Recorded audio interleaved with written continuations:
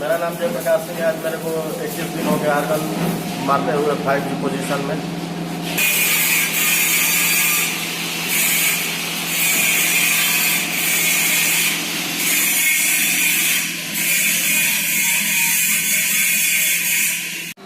मेरा नाम जयप्रकाश सिंह है। आज मेरे को 21 दिन हो गया 5 की आर्गन मारते हुए। हाथ जब चलेगा तो वेल्डिंग बहुत जल्दी हो जाएगा। 10 से 15 मिनट आप मार सकते हैं। आपका जितना प्रॉब्लम आ रहा है मैं देख रहा हूँ, फिलर का भी ज़्यादा हो रहा है, कभी कम हो रहा है, कभी बिल्कुल नहीं आ रहा है फिलर। तो आपको कोशिश करना है फिलर देने का, पेंट्रेशन नहीं देखना। अभी का फिलर जब मिलने लगेगा, मेल्ट होने लगेगा तो फिर पेंट्रेशन निकालना आपको आ जाएगा। तो फिलर आपको कंटिन्यू नहीं मिल पा रहा है। वही दोनों सर्च कर जाता है।